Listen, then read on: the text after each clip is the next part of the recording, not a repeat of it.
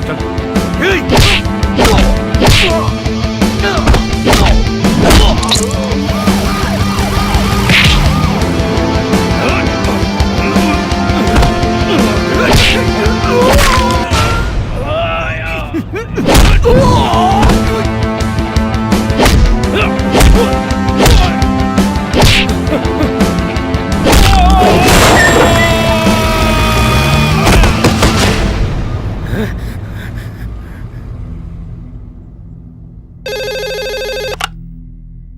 Hello सर, यादव फरार हो गया।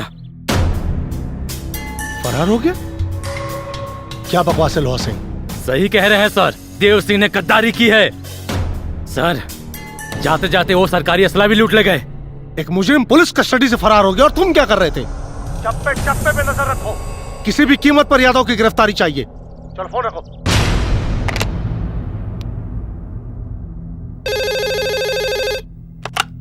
जा रे। अरे धिक्कार बात तोहनी की जिंदगी पर।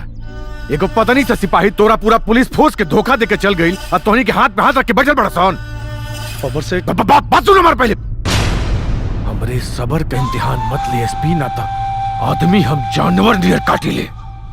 जितना जल्दी हो सके ओके पकड़, पकड़ ओके।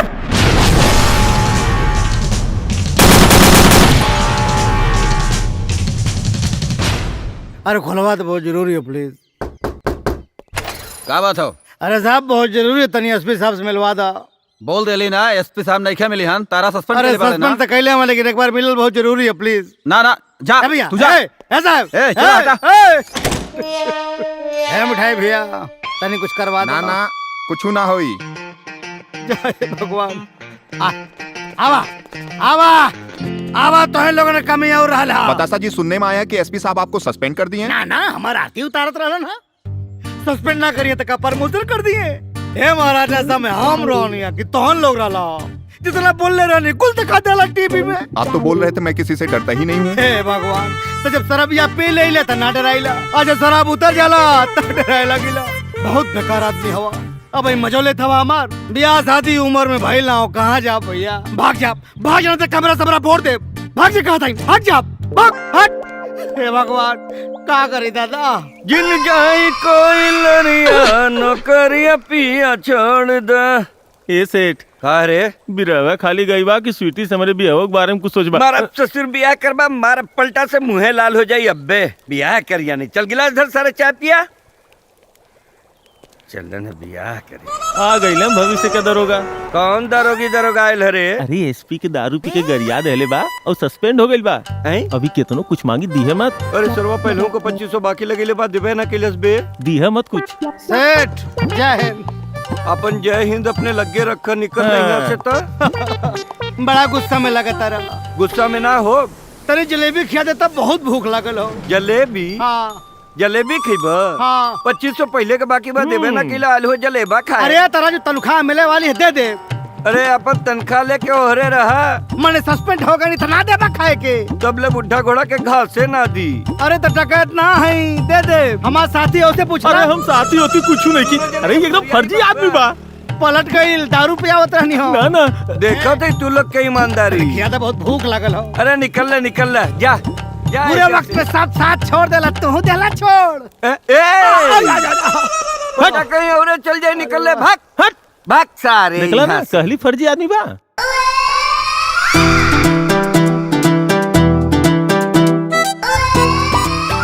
हम हैं स्वीटी और हमरा के अपन दिलबर के इंतजार बा।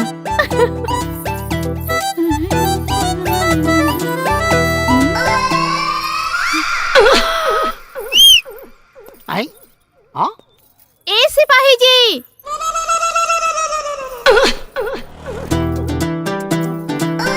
हम अच्छा घर से आई। यो घर से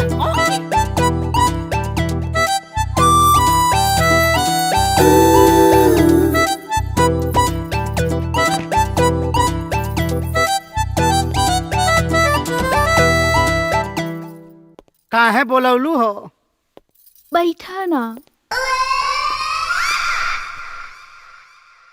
हम हम तो तोहरे जैसन जवान गबरू मरद ढूंढत रहनी। का इंटरव्यू देला हा, एसपी के तो पूरा फाड़ देला। अरे का फाड़ देली हो, दारू के नशा में कुछ गरिया देनी है। दारू?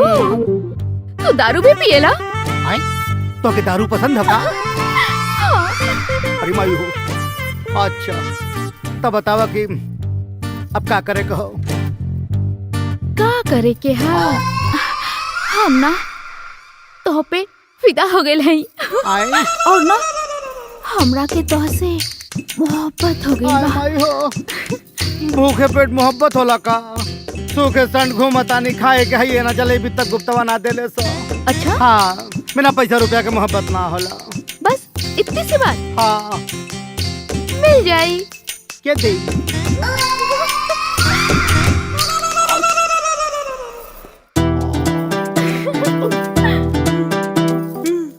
अरे भाई हो पैसा। अच्छा सुनो, सबसे पहले अपन ये हुलिया चेंज करा। अच्छा। और आज से तार एक ही काम बा, हमके प्यार करे के। प्यार? पहले कपड़ा खरीदम, फिर पनीवा का पैसा देम, फिर जलेबी खाओ, ठीक बा? अच्छा ठीक बा, ओके बाय बाय। अरे प्यार के करी।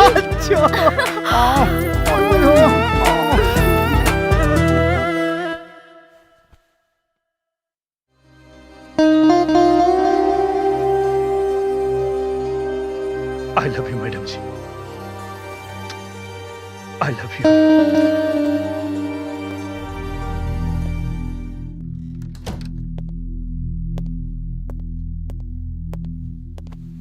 यादव, तुम यहाँ? चिंता मत करी मैडम जी, हम यहाँ आपके कोनो नुकसान पहुंचावे नहीं खियाल, बस ही जाने खातिर आयल बानी कि आज पूरा दुनिया हमके देशद्रोही साबित करे पे लागल बा। का रहुआ भी हमके देशद्रोही समझता नहीं? बिल्कुल नहीं यादव, तुम पहले भी मेरे लिए हीरो थे, हो और जीवन भर रहोगे। थैंक यू मैडम जी। यादव, मैंने तुम्हें एक मैसेज भेजा था।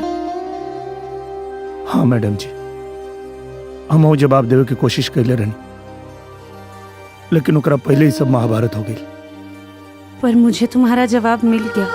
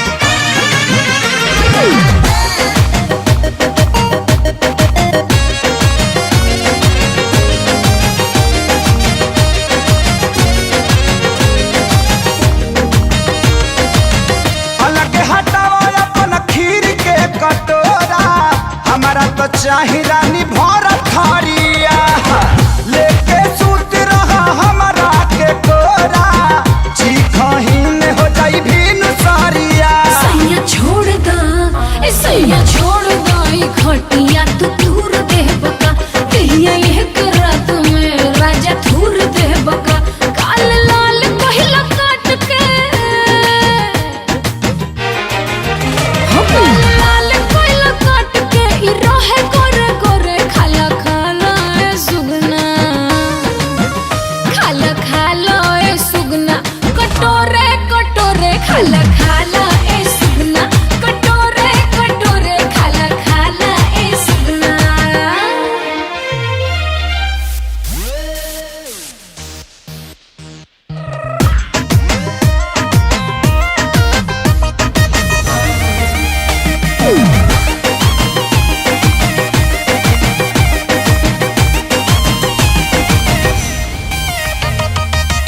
थोड़ा थोड़ा खाई तब उड़ जाई तोता हे दिल जान सुन मन ना भरी बस तनिया बड़ा दास नहीं होता ऐसे सतैबू तू बोलता भरी सैया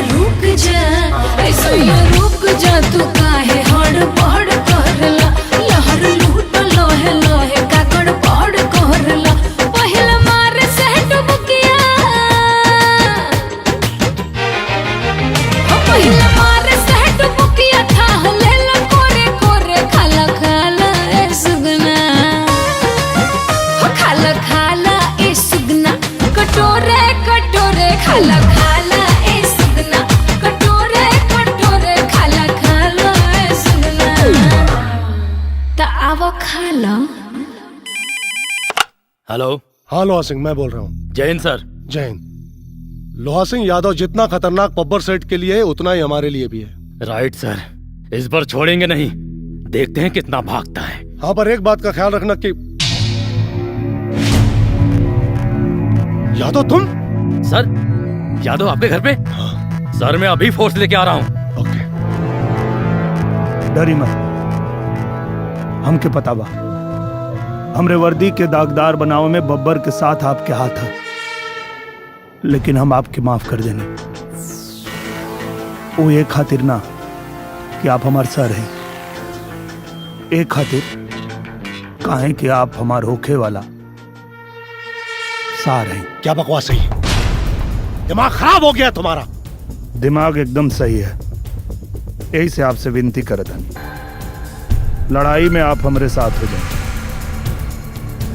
और दुनिया के बता दी कि हम एगो भगोड़ा ना, ईमानदार और मर्द सिपाही हैं। तुम्हें क्या लगता है यादव, तुम एक बार भाग क्या गए क्रांतिकारी हो गए? फोर्स आ रही है, बच नहीं पाओगे। जब तक बब्बर और तोहरा जैसन लोग के असलियत जनता के सामने ना ले आई, तब तक हमके पकड़ल तो दूर छू भी ना पाएगा। नजर घुमा के देख लो यादव, तुम गिर चुके हो अभिमन्यु की तरह। सरेंडर कर दो नहीं तो मारे जाओगे। जब तक हमार मिशन पूरा ना हो, हमके मारे में यमराज के भी पसीना छूट जाए। एक बात और, एक कलयुग है और कलयुग के अभिमन्यु के ही पता है कि चक्रव्यूह कैसे तोड़ल जाला। ये क्या बेवकूफी है? पागल हो गए तुम लोग? मारे जाओगे तुम लोग भी इसकी तरह। सर हम रउआ से कम पढ़ा लिखल जरूर बानी, पर ईमानदारी और बेईमानी में फर्क मालूम बा हमरा के। हम सब यादव के साथ बानी। ए, सब के हुआ अपन गन फेंक दा, ना तो साहब का खोपड़िया खोल दे बेचे। रॉन्ग, बहुत गलत कर रहे हो तुम लोग। देखो मैं फिर समझा रहा हूँ तुम लोगों को, सब के सब मारे जाओगे। सिपाही रे, सिपाही रे, सिपाही रे। गाड़ी तक छोड़े ना चलवा एसपी साहब।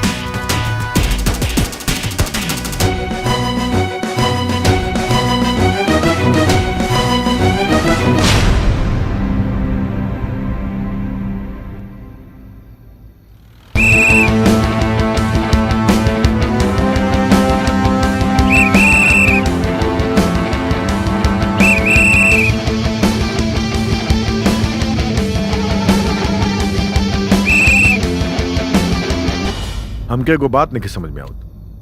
मतलब पुलिस फोर्स इतना निकम्मा हो गई बा कि एगो सिंगल पसली के आदमी पूरा पुलिस फोर्स के चकमा दे के निकल गई। अब पुलिस वाला हाथ पे हाथ धर के बैठे लगे सर। अबर सेठ बात ये कि हमरे सिपाही ओकरे फेवर में बंदूक लेके खड़ा हो गई ना हमरे खिलाफ।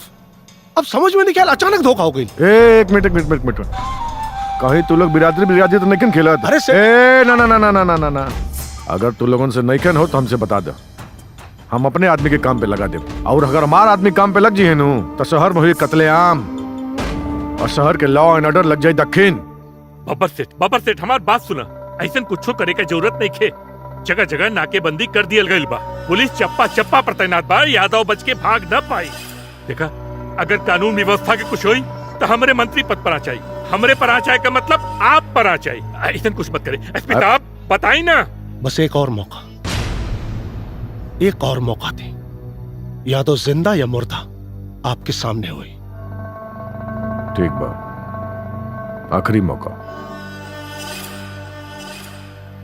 मौका गवैला लग तो ओकरे बाद मिली सजा। और बब्बर सेठ के सजा का मतलब मौत।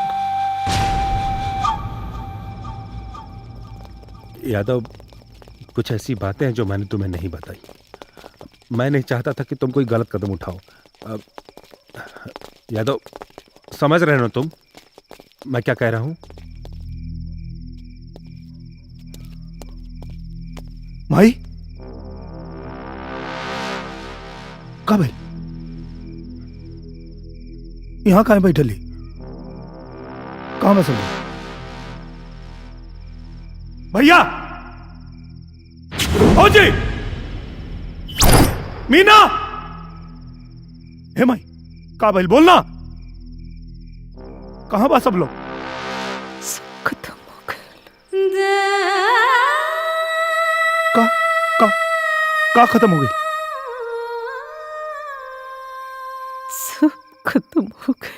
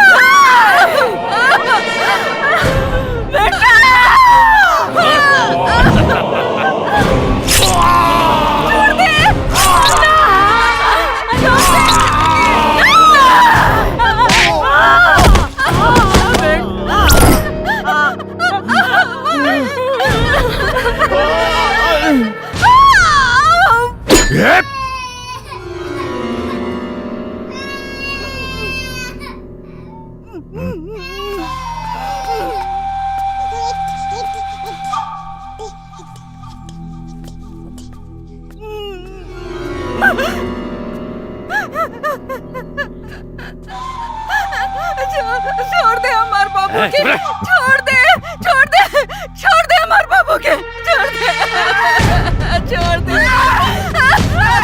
छोड़ दे हमारे बाबू के, छोड़ दे।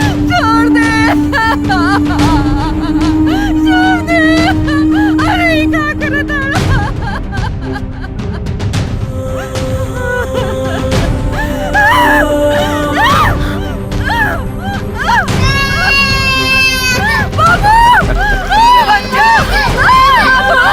Oh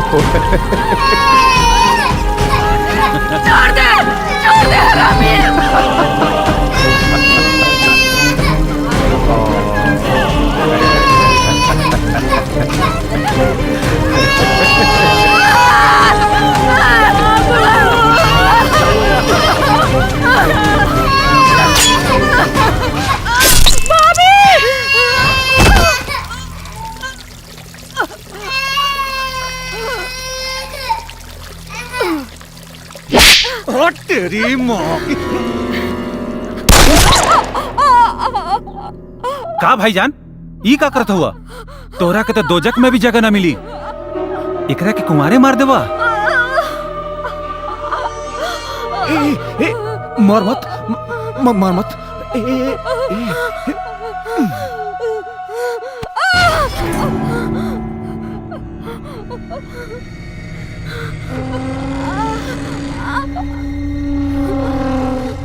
तो के पता बा तू दुनिया का पहला हसीना होके पे जी मरत मरत भी जवानी का मजा चख के मरबे।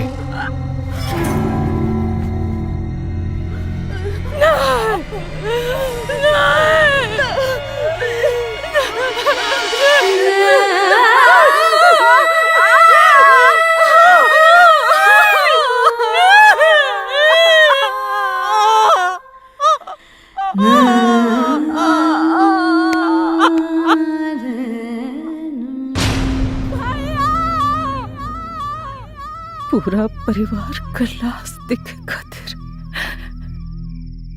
हम 9 महीना कोख में ना पले रही बेटा।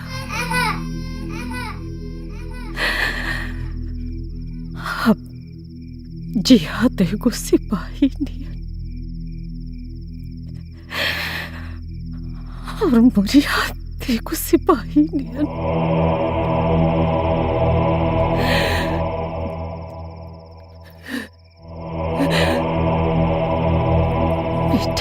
हाँ माई। वो पापियन में से एक भी पापी जिंदा बची तेरे मतारी की आत्मा की शांति ना मिली। क्यों न बची माई, क्यों न बची, क्यों न बची बेटा, क्यों न बची माई। लड़ाई में तो और मौत भी हो जाए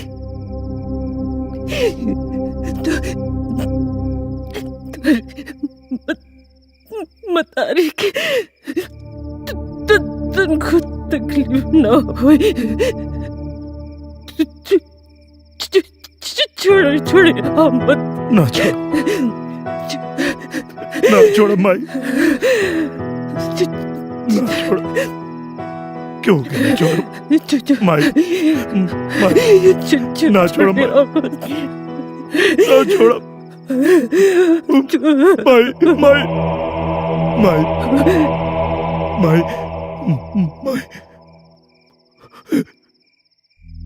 माई, माई, माई, माई, माई, माई,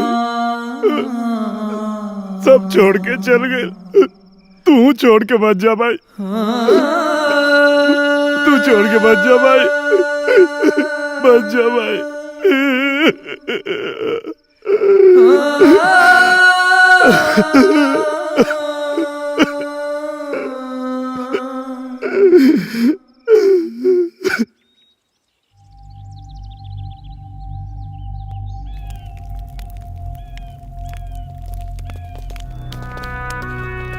वर्दी के फर्ज निभावे खातिर हमार पूरा परिवार के आहुति चढ़ गई। अब अंजाम चाहे जौन भी होके, वर्दी पहनत समय जौन शपथ ले रही, अपने वर्दी और कानून की रक्षा के लिए अगर मेरी जान भी चली जाए तो भी मैं अपने कर्तव्य से पीछे नहीं हटूंगा। अपने शपथ के आखिरी सांस तक निभाई। ये आहुति सिर्फ तोहरे परिवार के ना, ये आहुति पूरे सिपाही समाज के परिवार के रहे। जब पुलिस ही पुलिस के दुश्मन हो गई तो गुंडन और बदमाशन के कौन दोस्त दिहल जाए। शासन और प्रशासन मिलके हमनी के खत्म कर दी। हमनी का कर पाई मर्दे? तहरा ऊपर भी देशद्रोह के कलंक लगा देले बा सरवा। वही कलंक के मिटावे खातिर लड़े के बा। वो कलंक के मिटावे खातिर ई मिशन के पूरा करे के पड़ी। और ये मिशन के टारगेट बा बब्बर के असलियत समाज के सामने लियावल और वर्दी के बेगुनाही। बिल्कुल, इस लड़ाई में हम लोग तुम्हारे साथ हैं। पर साथ देवे से पहले एक बार और सोच लो, काहे कि हमनी जौन रास्ता पे निकलल बानी जा, जान कभी भी जा सकेले। जान तो उसी दिन चली गई थी जिस दिन अली ने मेरे ऊपर हाथ उठाया था। वर्दी के सम्मान खातिर मरल जरूरी बा। हमहू मरे खातिर तैयार बानी। जान जाए तो जाए। बिल्कुल। लेकिन यादव, हमारा एक सिपाही लोहा के हाथ लग गया है। तब मिशन के पहला टारगेट हुई लोहा से।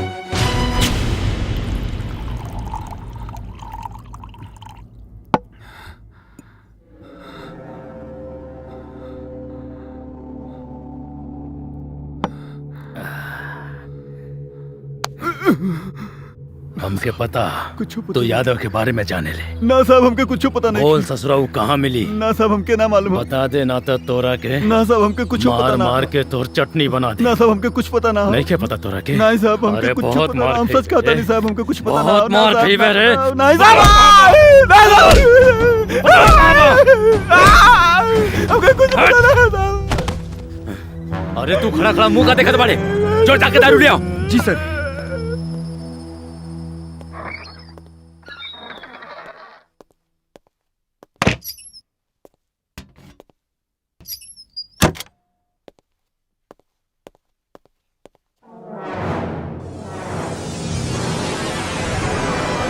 अरे बाप रे, यादव सर, हमका कुछ ना पता सर। यादव। हाँ? यादव जी सर। सर सर ऐसे रहे।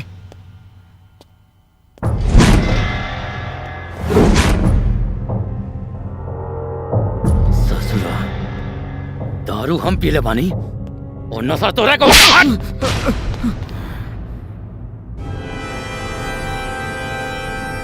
सिपाही रे,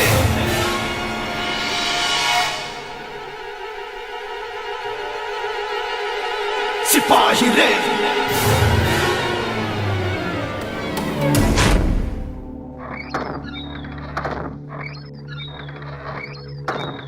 ही क्या होता?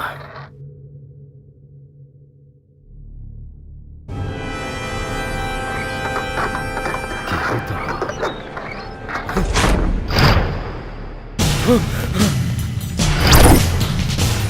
तू हमरा के खोजता रे और हम तोरा के।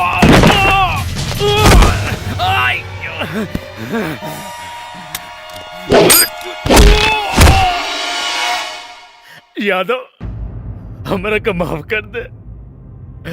हमसे बहुत बड़ा गलती हो गई। कैसे माफ कर दी? हाँ? आज एगो सच्चा सिपाही कानून तोड़े पे मजबूर हो गए। का गलती के लिए रनिया? माफ कर दे यादव। बताओ, का कसूर रहे हमार? ईमानदारी से ड्यूटी के लिए रन, ये कसूर रहे ना? माफ कर दे यादव। हमारा परिवार के का कसूर रहे? बोलना, बताओ। माफ कर। हमारा भाई के क्या कसूर रहे? हमारा भौजा के क्या कसूर रहे?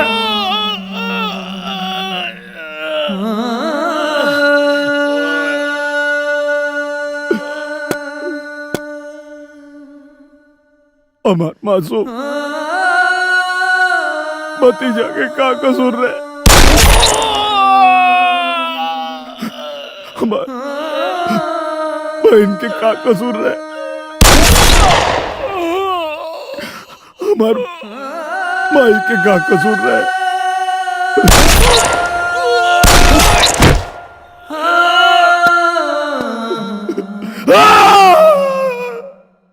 नया मॉडल बुझाता रे। हाँ भैया, हाँ? कल रात में मंगवाई ली। हाँ ना, तो 8-10 गो और भी मंगवा ले। लेकिन ठीक हो भैया, ठीक। ले रहा।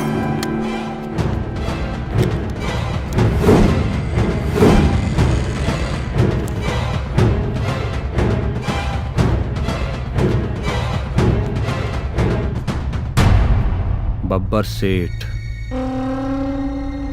15 अगस्त से पहले तोरा तंग खत्म करके जनता के सामने कुत्ता के मौत ना मर ली तो हमरा नाम के कुत्ता पोस ली है तेरी मोह की हट।